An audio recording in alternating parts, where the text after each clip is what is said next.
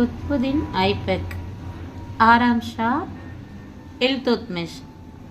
ஆரம்பம்: அடிமைகளின் சாம்ராஜ்யம். நிகழ்காலத்தில் கடும் உழைப்பு, எதிர்காலம் பற்றி நம்பிக்கை, கனவுகள் இவை மட்டும் இருந்தால் போதும், கொத்தடிமையும் கொற்றவனாக முடியும். இதற்கு துல்லியமான உதாரணம் குத்புதீன் ஐபக். கடைத்தெரு ஒன்றில் ஏலத்துக்கு வந்த துருக்கிய இனத்தைச் சேர்ந்த ஏழை சிறுவன்.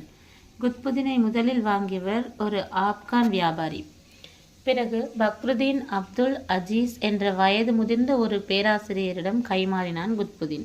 முதியவர் இறந்த பிறகு அவருடைய மகன்கள் இன்னொரு வியாபாரியிடம் லாபத்துக்கு இளைஞன் குத்புதீனை விற்றனர். ஆப்கானிஸ்தானில் கஜினி நகருக்கு சென்ற அந்த வியாபாரியிடம் யாரோ ஒருவர் சுல்தான் கோரி முகமதுவுக்கு அடிமைகள் தேவையாம் என்று சொல்ல கோரியின் அரண்மனைக்கு சென்றார் அவர்.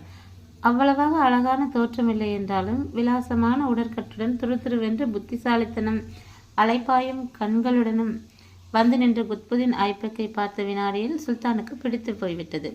வியாபாரிக்கு நல்ல லாபம். கோரியிடம் அடிமையாக பணிக்கு சேர்ந்த ஐபக் மிக விரைவில் மன்னனின் முழு நம்பிக்கையும் பெற்று படிப்படியாக உயர்ந்து குதிரைப்படையின் தலைவனாகவும் பிறகு பிரதம தளபதிகளில் ஒருவனாகவும் பதவி உயர்வு பெற்றான். டெல்லி மன்னன் பிருத்திவிராஜுடன் நடந்த யுத்தத்தில் தளபதியாக ஐபக் காட்டிய வீரமும் பிறகு ஜெயச்சந்திரனின் கன்னோசி தலைநகரை கைப்பற்றுவதில் அவன் காட்டிய தீவிரமும் சுல்தான் கோரிக்கு பெருமித உணர்வையும் மற்ற தளபதிகளுக்கு பொறாமை உணர்வையும் ஏற்படுத்தியது.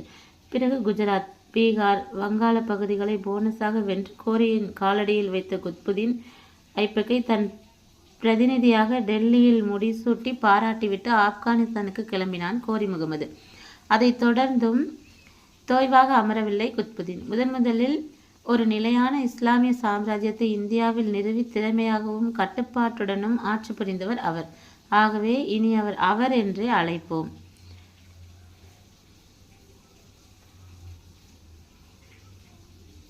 குத்புதீன் ஐபக் கட்டியது குதும்பினார் முதல் மாடி வரைதான். வானுயர்ந்து அதை வெற்றிகரமாக முழுவதும் கட்டி முடித்தவர் சுல்தான் இல்துத்மிஷ். குதும்பினார் முழுவதையுமே இல்துத்மிஷ் தான் கட்டினார் என்று கூறுபவர்களும் உண்டு. உலகிலேயே மிக உயர்ந்த இந்த வகை டவர் இதுதான். உயரம் 242 அடி, உச்சிக்கு செல்ல 319 படிகள். பாக்தாத் நகரிலிருந்து டெல்லிக்கு வந்து தங்கியிருந்த குவாஜா குத்புதீன் பக்டியர் காகி எனும் மகான் மீது பெரும் மதிப்பு வைத்திருந்த இல்துத்மிஷ் அவர் பெயரை குதும்பினாருக்கு சூட்டியதாகத்தான் சரித்திரம் தெரிவிக்கிறது. விசுவாசம் கருதி முந்தைய சுல்தான் குத்புதீன் ஐபக் பெயரையும் இல்துத்மிஷ் குதும்பினாரில் செதுக்கியதால் பிற்பாடு எந்த குத்புதீன் என்று சற்று குழப்பம் ஏற்பட்டுவிட்டது. முஸ்லிம்